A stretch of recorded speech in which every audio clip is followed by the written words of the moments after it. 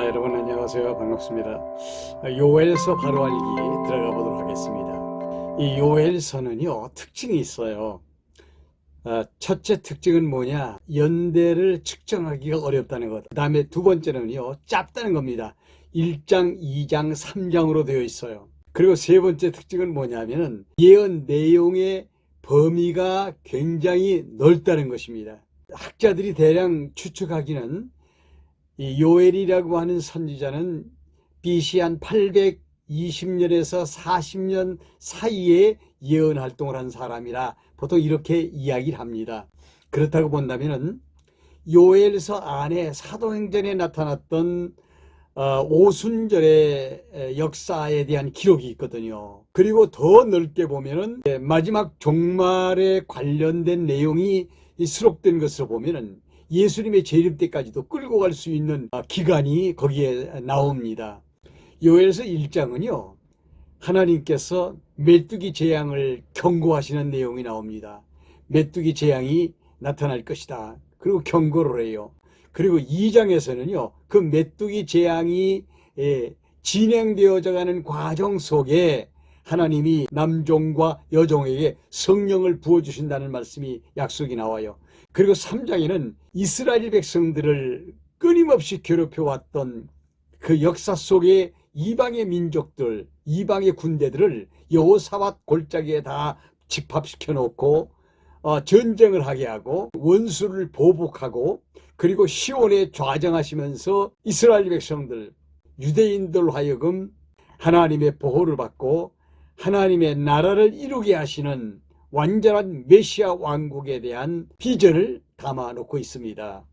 이제 이렇게 보시면요, 요엘서에 대한 내용을 말씀드렸다고 생각이 듭니다. 그러면 조금 더 그 내용을 보면서 요엘의 예언의 내용이 역사적으로 어떠한 현상을 드러냈는가 하는 것에 대해서 좀 말씀을 드려보도록 하죠. 1장에 보게 되면요, 부두엘의 아들 요엘에게 여호와 하나님의 말씀이 임했다, 이렇게 시작을 하면서 요엘은 이렇게 말합니다. 늙은이들아, 너희들은 이 말을 들으라. 그러면서 너희들의 자식들에게 이 말을 전해주고 너희들의 자식은 자식들에게 이 말을 전해주고 그리고 너희들의 자식의 자식의 자식들은 먼 후손들에게 이 말을 전해라 라고 말씀을 해주시고 있습니다.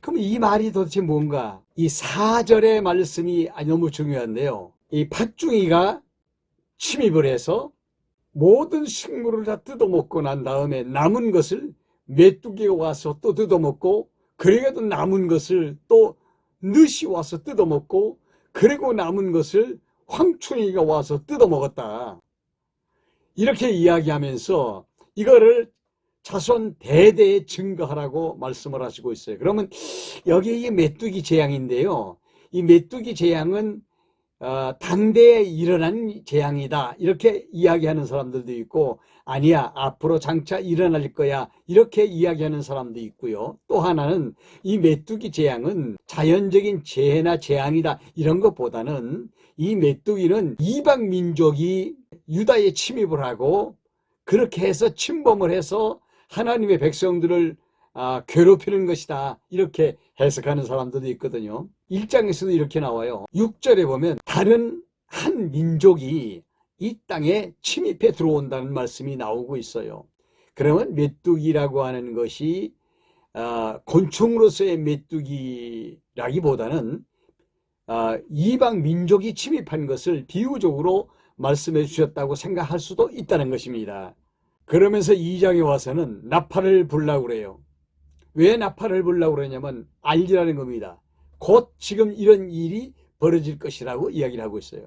그래서 이 날은 여호와의 날이라고 말씀하시고 있습니다. 그래서 시온에서 나팔을 불고 금식일을 선포하고 사람들을 불러 모아서 회개운동을 하라고 지금 요엘이 유다 백성들에게 메시지를 주고 있습니다. 그러면서 요엘 선지자가 하나님 앞에 기도합니다. 하나님, 이런 재앙이 우리에게 임한다고 한다면 이방 사람들이 우리를 보고 너희 하나님이 어디 있느냐, 너희 하나님은 없다, 그러면 너희가 이렇게 고난을 당할 수 있느냐, 그렇게 말할 텐데 하나님 어쩌면 좋습니까? 우리 민족 좀 불쌍히 여겨달라고 간절히 기도를 합니다. 하나님께서 요엘 선지자에게 아니야, 메뚜기 재앙이 진행되고 마지막 부분에 이를 때에 내가 너희 백성들을 긍휼히 여겨서 이른 비와 늦은 비를 내려서 곡식을 수확할 수 있도록 만들어줄 것이며 북쪽 군대들을 내가 쫓아내버릴 것이다. 이렇게 말씀하시는 내용이 나옵니다. 이게 무슨 말인가 하면 북쪽 군대, 아수리아 군대를 말하는 거예요. 그러니까 요엘 선지자가 말씀을 증거하는 때로부터 약 한 100년쯤 후에 아수르 제국이 북이스라엘을 멸망시킬 메뚜기 떼로 등장을 해서 북이스라엘을 망하게 만들고, 그리고 북이스라엘 백성들을 포로로 끌고 가는 그런 일을 앞에 두고 하신 말씀이거든요. 또 이스라엘이 망하고 난 다음에 히스기야 왕 때 북쪽 이 아수르 제국이 또 쳐들어와서 히스기야 왕을 괴롭히는 사건이 또 나타나게 됩니다. 그거 멀리 쫓아내버리겠다. 즉 바벨론 제국에 의해서 아수리아를 멸망시켜버리겠다고 하는 내용이 나타나고 있어요. 파충이, 메뚜기, 늑, 황충이 이런 것들이 너희들을 괴롭혔는데 그 괴롭힌 그 기간을 계산해서 내가 너희들에게 보상을 해주겠다. 그러시면서 보상을 약속을 하십니다. 그리고 너희들이 영원히 수치를 당하지 않을 거야. 그리고 너희들에게는 나밖에 없다는 것을 알게 될 것이야. 그리고 28절에 보면 그 후에라고 그랬어요. 진행되어져 가는 과정에서 맨 마지막 부분에 와가지고 그 후에 내 영을 만민에게 부어주리라. 그때 너희 자녀들이 예언할 것이요, 너희 늙은이들은 꿈을 꾸고 젊은이들은 이상을 말하게 될 것이다 라고 말씀을 해주시는 내용이 나옵니다. 그리고 여호와의 크고 두려운 날이 임하기 전에 여호와의 이름을 부르는 자들을 내가 구원할 것이다 라고 말씀을 하십니다. 만민에게 나의 영을 부어줄 것이다 라고 하는 이 말씀인데요, 이게 이제 사도행전 2장에 나타난 말씀이거든요. 베드로가 이 부분에 대한 해석을 합니다. 요엘서에 나타난 이 예언이 지금 여기에 지금 이루어졌다라고 오순절 마가 요한의 다락방에서 나타난 현상을 해석을 해주고 있어요. 그러니까 요엘 선지자로부터 마가 요한의 다락방까지의 기간이 약 한 800년이 넘어가요. 840년, 50년 후에 일어난 일인데 이게 지금 이루어졌다는 것입니다. 그리고 또 하나의 큰 여호와의 날이 이르기 전에 이런 역사가 나타난다고 예언해 준 대로 AD 70년에 티투스가 예루살렘을 정복을 하고 초토화시켜버리는 아주 끔찍한 메뚜기 재앙을 앞에 놓고 오순절 성령의 강림이 나타났다고 하는 거죠. 수많은 사람들이 피해를 입고 죽습니다. 그러나 거기서 여호와의 이름을 부르는 자들이 산다고 하는 소망의 예언을 담고 있고요. 그리고 3장에 가서 보면은 하나님께서 심판대를 만들어 놓으시는데 여호사밧 골짜기입니다. 여호사밧 골짜기에다가 이방의 모든 군대들을 다 모아가지고 전쟁을 하게 만들어서 거기서 이방의 군대들을 심판을 합니다. 그리고 황무했던 땅들이 여호와의 성전에서 샘이 흐름으로 말미암아 회복된다는 말씀을 하시고 있고요. 유다는 영원히 존재할 것이며 예루살렘은 대대에 있을 것이다 라고 선포합니다. 그러면서 그렇게 긴 기간 동안에 파충이가 먹고 남은 것을 메뚜기가 먹고 메뚜기가 먹고 남은 것을 느시 먹고 느시 먹고 남은 것을 황충이 먹는 이런 상황 속에서 그전에는 내가 갚아주지 않았지만 이제는 갚아주겠다. 이유는 여호와 하나님이 시온에 거하시기 때문이다. 이렇게 이제 요엘서가 마무리가 됩니다. 자, 여러분, 결론입니다.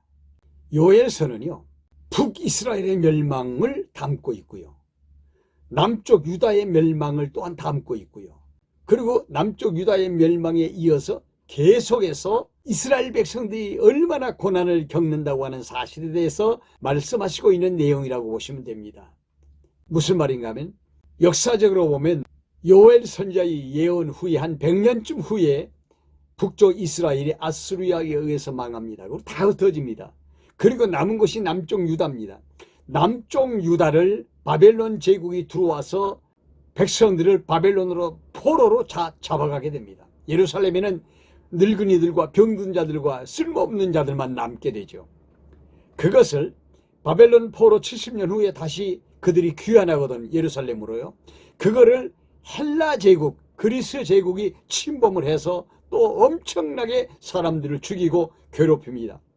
여기에 남은 백성들을 BC 63년에 황충이 같은 로마가 들어와서 이스라엘 백성들을 괴롭힙니다. 그리고 예수 그리스도가 이 땅에 탄생하시죠. 하늘과 땅에 이적이 나타나면서 그리스도가 탄생하시고 그리스도가 십자가에 못 박혀 죽으신 후에 부활하시고 성천한 다음에 보혜사 성령이 이 땅에 강림하여 오십니다. 모든 만민에게 하나님의 영인 성령을 부어주신다는 약속대로 부어주십니다.